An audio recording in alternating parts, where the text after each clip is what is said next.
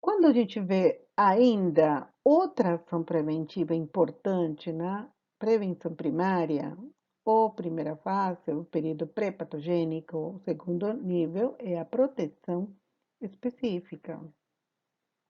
Esta proteção específica, ela vai visar a imunização, a saúde ocupacional, o aconselhamento genético, o hábito e o regime alimentar, o uso de preservativos, controle de pragas, tudo isto vai levar a que a população, por exemplo, se proteja especificamente na imunização, por exemplo, do vírus da gripe ou do vírus do sarampo. A saúde ocupacional, onde tem ações preventivas, por exemplo, o uso de EPIs, que são ações preventivas que visam usar máscaras, luvas, enfim, são de proteção específica. Aconselhamento genético para evitar malformações genéticas, hábitos e regime alimentar, hábitos alimentares, né, regimes alimentares visam evitar uma série de problemas de saúde, como, por exemplo, a obesidade, e ela nos protege dessas doenças especificamente. O uso de preservativo para evitar, por exemplo, doenças de transmissão sexual, doenças que podem ser até mesmo de uma gravidez indesejada. O controle de pragas, uma série de ações preventivas que vão visar. Temos outras e outras, por exemplo, o saneamento ambiental em geral, né, que ele vai visar evitar adoecer por doenças infecciosas, parasitárias, enfim. Podemos, quando falamos de controle de pragas, não podemos deixar de mencionar aqui os mosquitos que causam doenças, como o caso da dengue, e é uma medida de proteção específica, por exemplo, evitar recipientes jogados ou destinados a céu aberto e que acumulem água, criadouros desses. No período patogênico, temos o terceiro nível de prevenção, que é o diagnóstico e tratamento precoce. Isto é realizado antes mesmo de que os sintomas e sinais apareçam, no caso da doença. Nesse caso, existem várias formas de prevenir. Uma delas é inquérito para descoberta de casos na comunidade. Ali se fazem pesquisas procurando, inclusive, assintomáticos. Exames periódicos individuais para detecção precoce dos casos.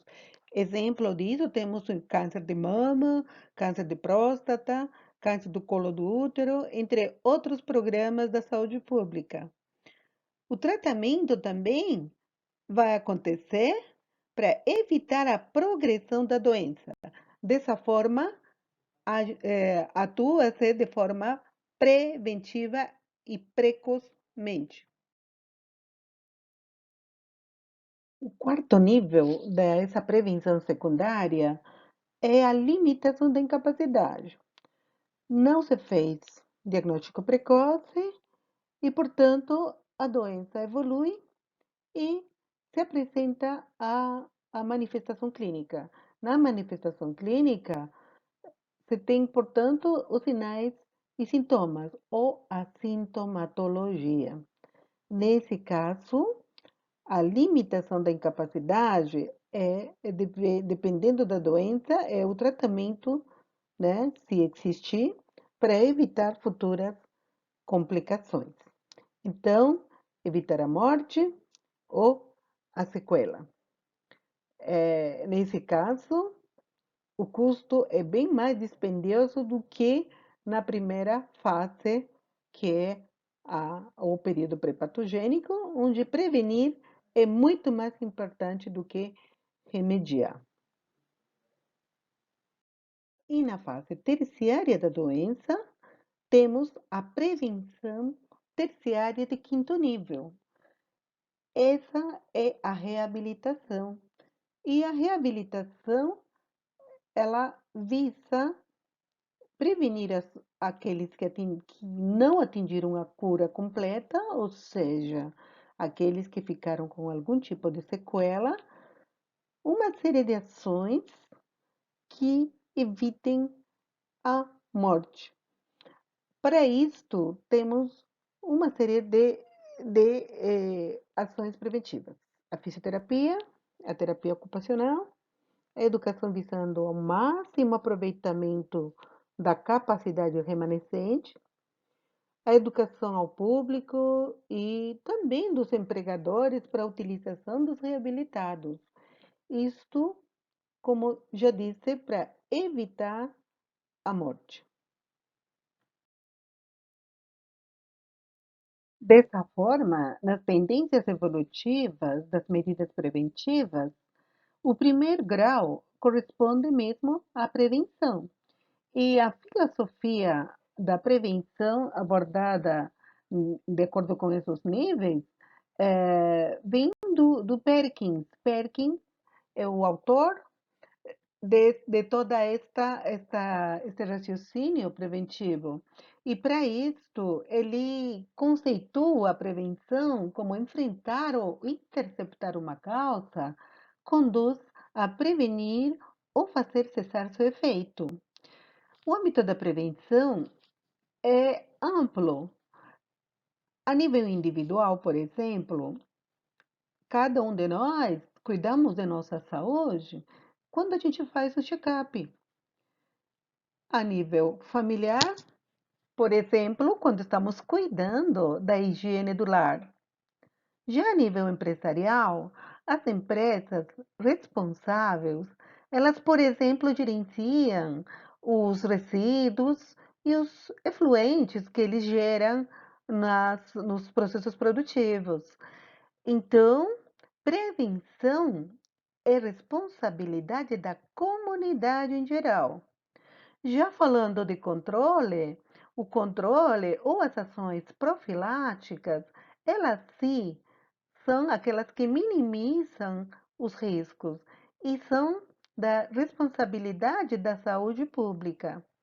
Nessa tendência, quando a gente fala de eliminação, na eliminação, o agente etiológico ainda permanece na sociedade ou na comunidade e as condições epidemiológicas se mantêm, embora não se tenham mais casos das doenças motivo de nossa vigilância.